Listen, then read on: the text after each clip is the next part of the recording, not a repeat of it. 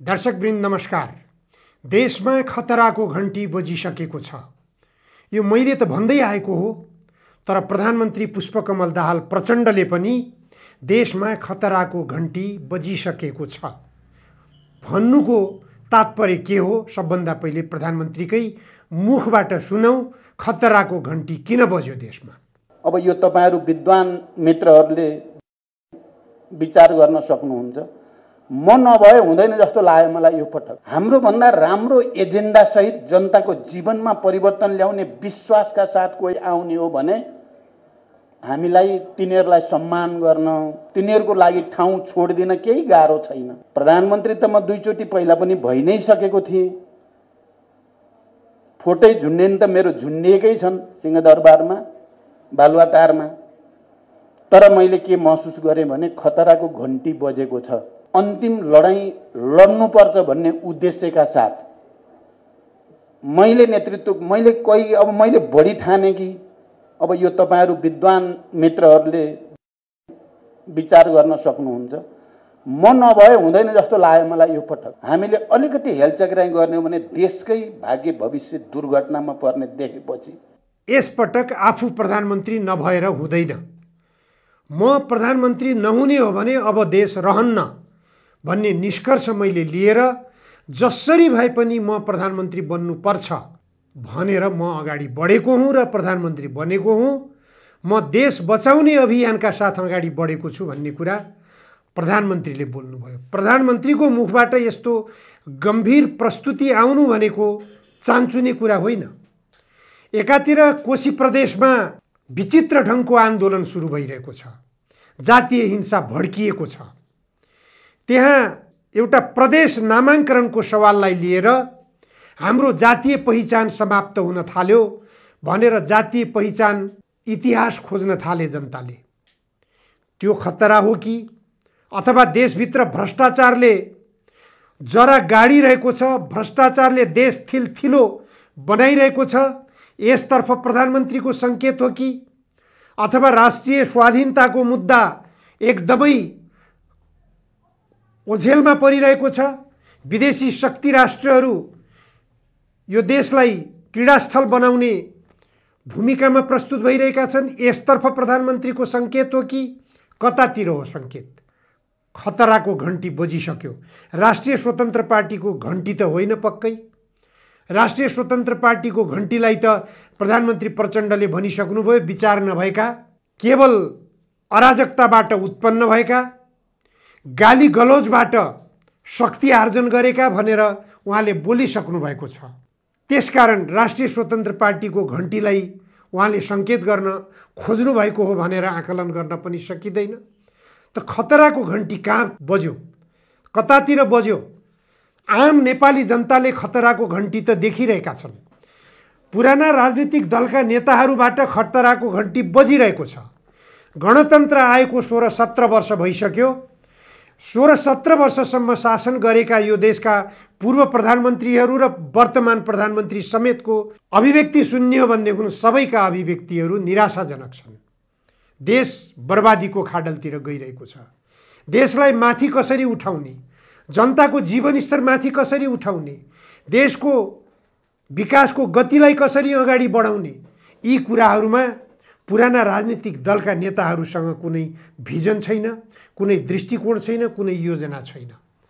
अब अहिले प्रधानमन्त्री पुष्पकमल दाहाल प्रचण्डले भ्रष्टाचारका विरुद्धमा सशक्त ढङ्गले आफूलाई मैले अगाडि बढाएँ, अब भ्रष्टाचारप्रति मेरो शून्य सहनशीलता हो भनेर जब प्रतिबद्धता व्यक्त गर्दै पुराना भ्रष्टाचारका मुद्दाहरूलाई खोतल्दै एकपछि अर्को गर्दै अत्यन्त शङ्कास्पद व्यक्तिहरूलाई कानुनी कठघरामा लग्दै थुन्दै गर्न थाल्नुभएको छ। यसले निश्चित रूपमा जनतामा आशा पलाएको छ। यो आशालाई निराशामा परिणत हुन नदिनको निम्ति प्रधानमन्त्री प्रचण्डले साँच्चै भन्दा देशमा खतराको घण्टी बजेको महसुस गर्नुभएको हो भने विगतकालका जघन्य भ्रष्टाचारका काण्डहरूलाई निर्ममताका साथ उहाँले प्रहार केन्द्रित गर्नुपर्दछ। उदाहरणको लागि व्हाइट बडी विमान खरिद काण्डमा भएको भ्रष्टाचारमा उहाँले हात हाल्न जरुरी छ। त्यो बाहिर सार्वजनिक नगर्दासम्म प्रधानमन्त्री प्रचण्डले अब देश बचाउने अभियान सुरु गर्नुभयो भनेर जनताले विश्वास गर्नेवाला छैनन्।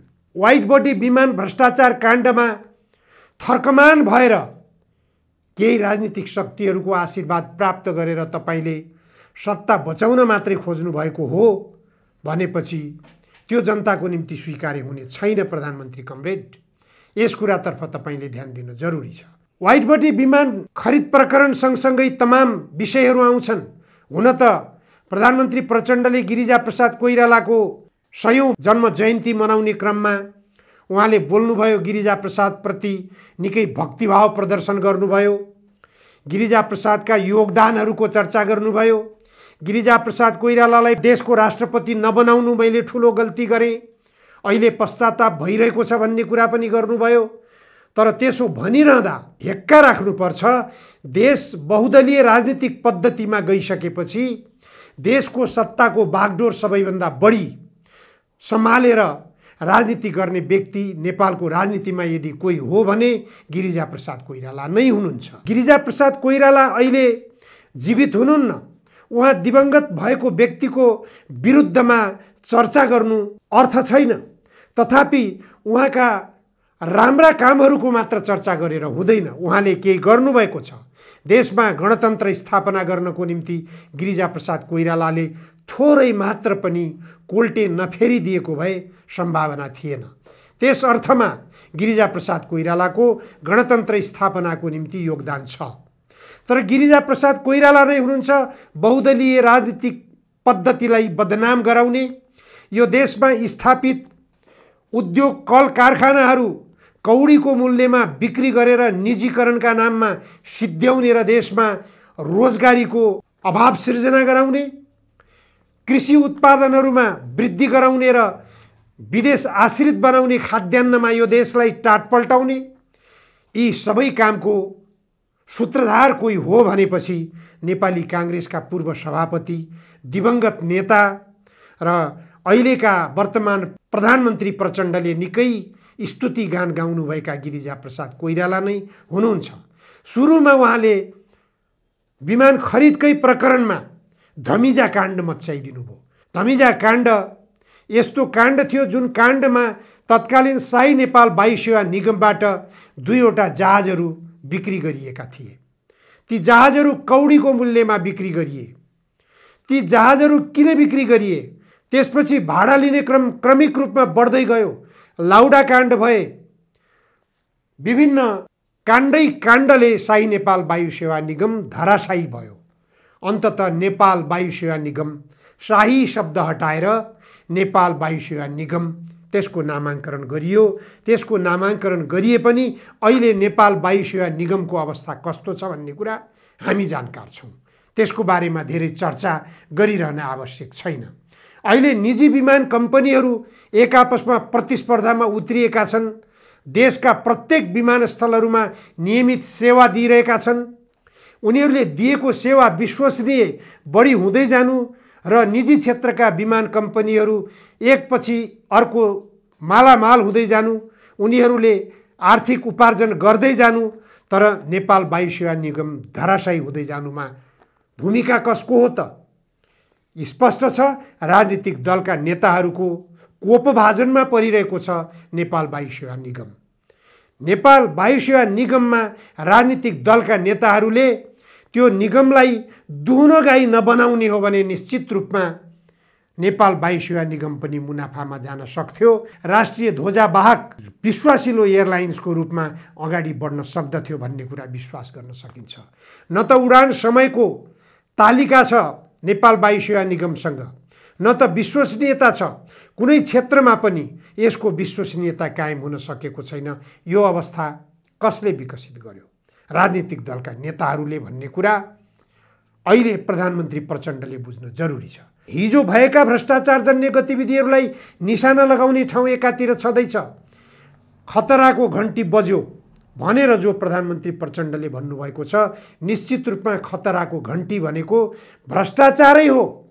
भ्रष्टाचारलाई तपाईँले काबुमा ल्याउनुहोस्। छिमेकी देश चीनमा अर्बपतिको नाममा चर्चामा आएका ज्याक मालाई चीन सरकारले जरिवानाको दायरामा ल्याएर कर असुल गरेर ठेगान लगायो। नेपालका अर्बपतिलाई तपाईले कहिले ठेगान लगाउने? नेपालका अर्बपतिले राष्ट्रिय सम्पत्ति अपचलन गरेको तपाईलाई जानकारी छ कि छैन? यस्तो खालको अपचलनलाई निरन्तरता दिइरहने कि नियन्त्रण गर्ने? यो देशलाई सिद्ध्याउने, देशलाई कंगाल बनाउने यो प्रवृत्ति एकजना नेपालमा अर्बपतिको नाममा सूचीकृत भएका व्यक्ति मात्र होइन, धेरै व्यापारीहरू छन्। तपाईको ट्याक्स फ्रीको सन्दर्भमा जुन बेला चर्चा आएको थियो त्यो बेला धेरै व्यापारीहरूका नाम बदनाम भए, धेरै राजनीतिक नेताहरूका नाम बदनाम भए। उनीहरूले देशलाई कंगाल बनाइरहेका छन्। देशमा आर्थिक अभाव सिर्जना हुनु, विदेशी ऋण देशमा आएको आए गर्नु, नेपाली जनताको थाप्लोमा जन्म लिएदेखिबाट प्रत्येक नागरिकको थाप्लोमा विदेशी ऋणको भारी बोक्नुपर्ने अवस्था छ भनेपछि यहाँका एक धनाढ्यहरू प्रत्येक वर्ष उनीहरूको खरबौं रुपियाँ बढिरहेको छ। यो कसरी सम्भव छ? किन राज्यको ढुकुटीमा राजस्व थपिँदैन? किन राजस्व बढ्दैन उनीहरूबाट तिरिने ट्याक्समा? व्यापारीहरूले मुनाफा गर्छन्, त्यो मुनाफा विदेशतिर लैजान छुट छ उनीहरूलाई। हरेक किसिमका छिद्रहरू खोजेर उनीहरूले विदेशतिर सप्लाई गरिरहेका छन्। यो खतराको घण्टीलाई रोक्ने कसरी?